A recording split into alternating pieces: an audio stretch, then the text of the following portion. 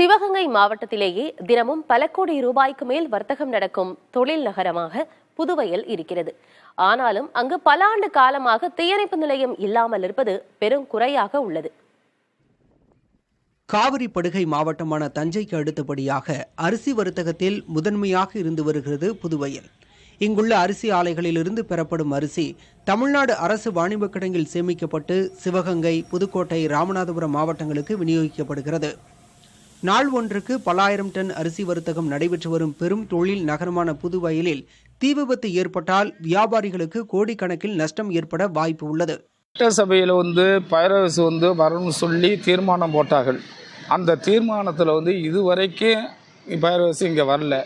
இந்த சாக்கோட்டு ஒன்றியத்தில் 150 rice mill இருக்குது. இந்த ரைஸ் மில் பயிரான கூட அது காரக்குடியோ அறந்தாய்களை வந்ததை அடைக்கிறங்காட்டி அது தீ எரிச்சு போயிடும். அதனால் இங்கே பைரவசி உடனடியாக வர வேண்டும் பொதுமக்கள் சார்பாக கேட்டுக்கொள்கிறேன். இந்த சாக்கோட்டை யூனியனில் புதுவையில்ங்கிறது ஒரு முக்கியமான வளர்ந்து வருகிற பேரூராட்சி. இங்கே அதிகப்படியான தொழிற்கள், ஏகப்பட்ட ரைஸ் மில்கள் இருக்கிறது. இந்த ஊருக்கு அவசியமாக ஒரு ஃபயர் சர்வீஸ் அலுவலகம் தேவை.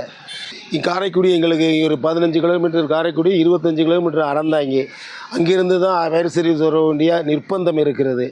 உடனே இங்கே ஃபயர் சர்வீஸ் அலுவலகம் திறப்பதற்கு அரசு ஆவண செய்யுமாய் கேட்டுக்கொள்கிறோம். போன சட்டமன்றத்தில் அறிவித்தாங்க. இதுவரையும் அதுக்கான பணிகள் நடைபெறவில்லை. அடிக்கடி விபத்து. இன்கேஸ் என்னுடைய அலுவலகம் கூட 2010 தீக்கிரையாகி தீயணைப்பு வண்டி பத்தாமல் தேவகோட்டை மற்றும் காரைக்குடியிலேருந்து அணைக்கிறக்குள்ளாட்டி எல்லாம் எரிஞ்சு முடிஞ்சிருச்சு. இதுகுறித்து காரைக்குடி சட்டமன்ற உறுப்பினர் மாங்குடியிடம் கேட்டபோது, தற்போது தீயணைப்பு நிலையம் அமைக்க இடம் தேர்வாகி சுமார் 1 கோடி ரூபாய் நிதி ஒதுக்கீடும் செய்யப்பட்டு புதிய கட்டடம் கட்ட நடவடிக்கை மேற்கொள்ளப்பட்டு வருவதாக தெரிவித்தார். இதற்கு முன்பு நடந்த சட்டமன்ற கூட்டத்தொடரில் மாண்புமிகு தமிழக முதல்வர்களை நேரடியாக சந்தித்து இது சாத்தியமில்லை என்று அறிவித்து விட்டார்கள். இது கட்டாயம் அந்த பகுதிக்கு தீயணைப்பு நிலையம் வேண்டும் என்று மீண்டும் கோரிக்கை வைத்தேன். சரி, நான் பார்க்கிறேன் என்று கூறினார்கள்.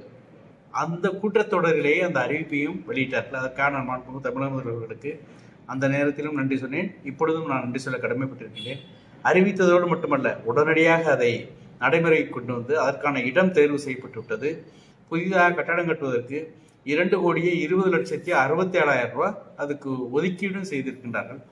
முந்துவது தீ விபத்தா அல்லது தீயணைப்பு நிலையமா என்ற ஒருவித திக்திக் உணர்வோடு நாட்களை நகர்த்தி வருகின்றனர் புதுவையில் வாசிகள். புதிய தலைமுறைக்காக ஒளிப்பதிவாளர் குமரனுடன் செய்தியாளர் நாசர்.